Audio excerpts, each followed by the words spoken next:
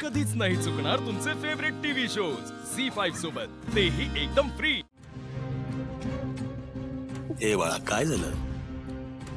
पप्पा, माझं ना लाईफ सरळ रेषेत नाहीच आहे। काय कळतच नाही काय चाललंय। एकदा वाटतं सगळं छान चाललंय, सीताईला मी आता आवडायला लागले, आशूचं माझ्यावर प्रेम आहे, पण एका झटक्यात असं सगळं विखुरलेलं असतं। म्हणजे आपण पत्त्यांचा बंगला बांधतो तेव्हा एका सेकंदाभरासाठी कसं तो असं लागल्यावर छान वाटतं, आणि वाऱ्याची झुळूक आली की सगळं असं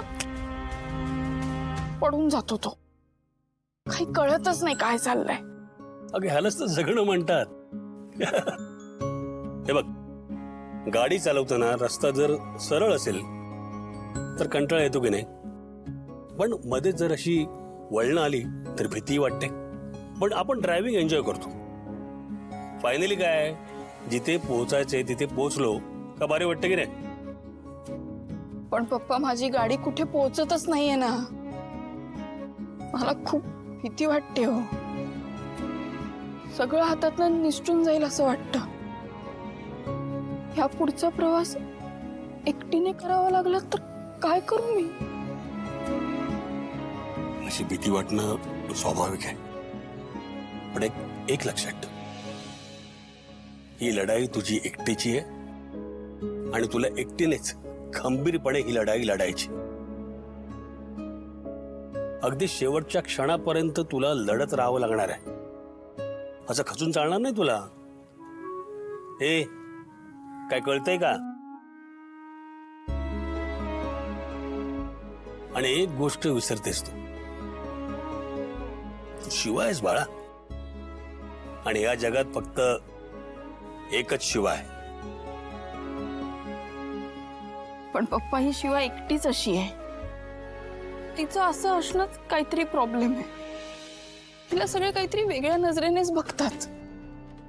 तू सीताईबद्दल बोलतेस हे कळते मला।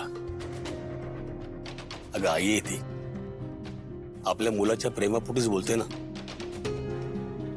आणि त्यात काही वाईट नाहीये, फक्त तुझ्या आणि त्यांच्या मतांमध्ये फरक आहे।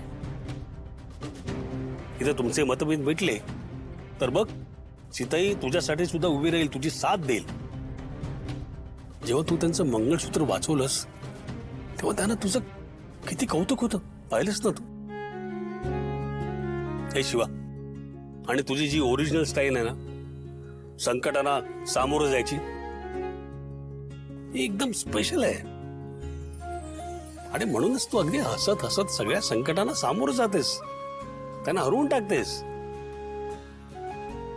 लक्षात ठेव, त्यामुळेच तू तुझ्यातल्या शिवाला नेहमी जिवंत ठेव।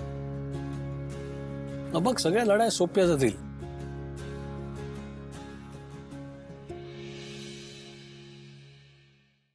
झी5 ॲप डाउनलोड करा आणि पहा सर्व एपिसोड्स एकदम फ्री।